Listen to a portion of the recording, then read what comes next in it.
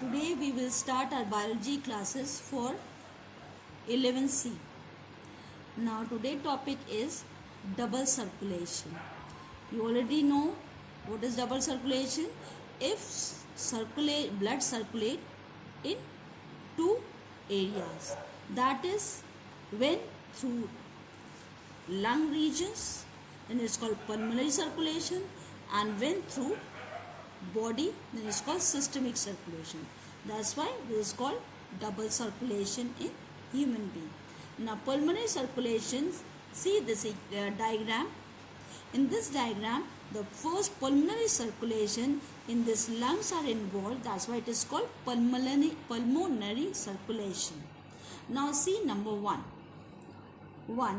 When this right ventricle, through this right ventricle, when this contract, what happened?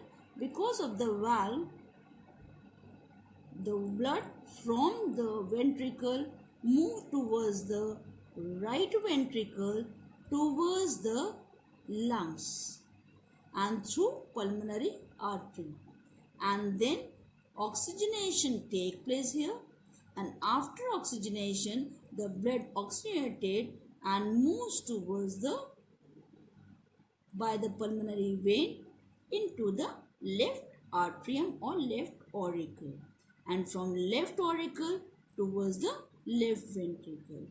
This one from 1 to 5, this is called pulmonary circulation.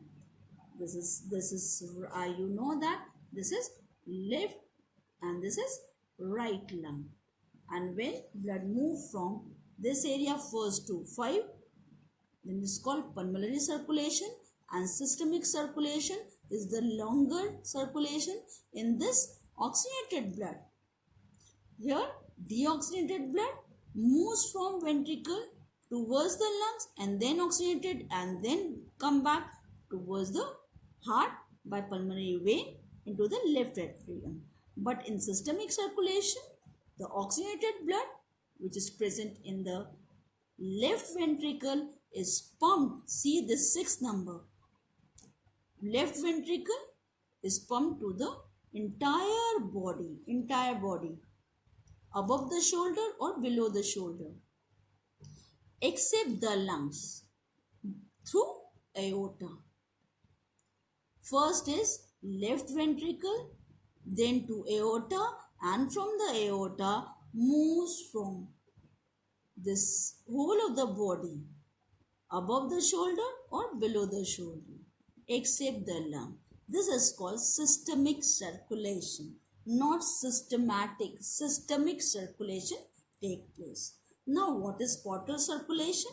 Circulation in which the blood from organ is not mainline. See this, not brought to the heart directly.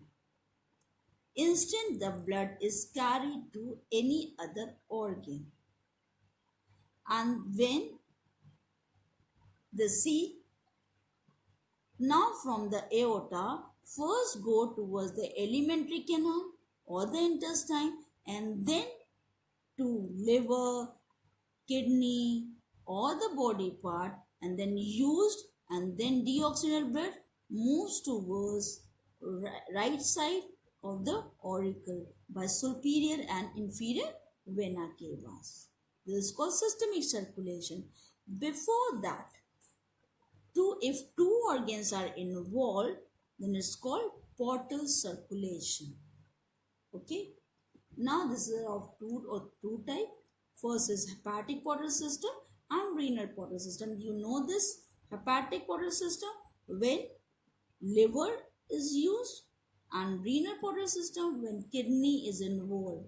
This is called hepatic portal system or renal portal system. First of all, hepatic portal system, when blood from various parts of alimentary canal loaded with the digested food carried to the liver, first liver, so that excess nutrient are stored in the liver, and the blood from the liver is transported to the heart by posterior vena cava.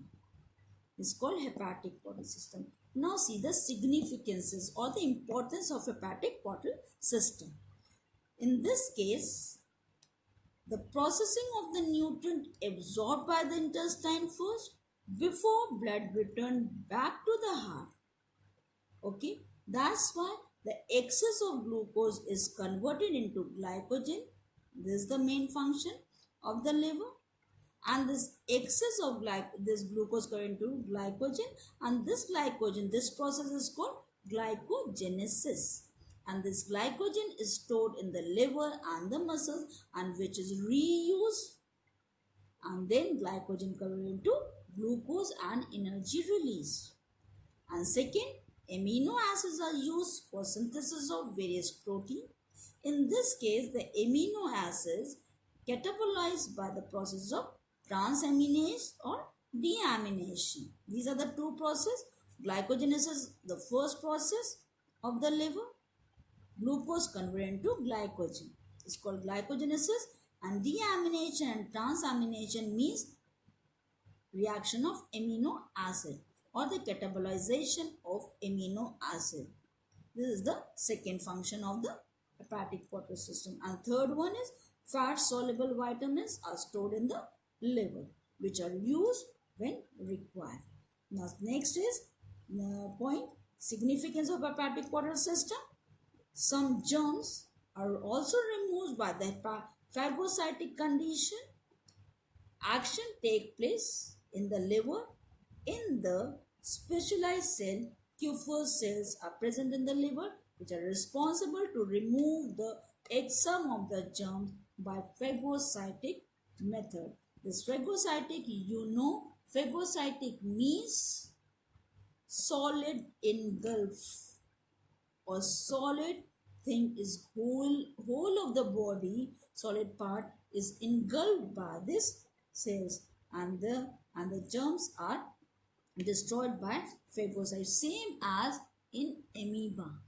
You in 6th standard you know that what is phagocytosis is engulfing of solid material is called phagocytic condition.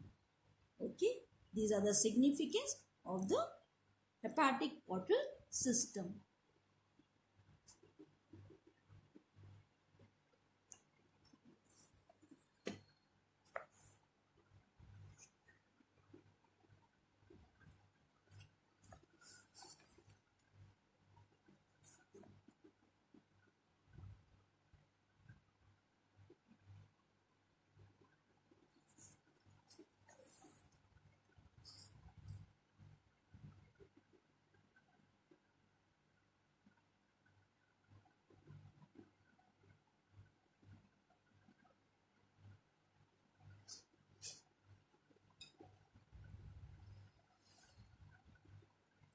Now blood pressure.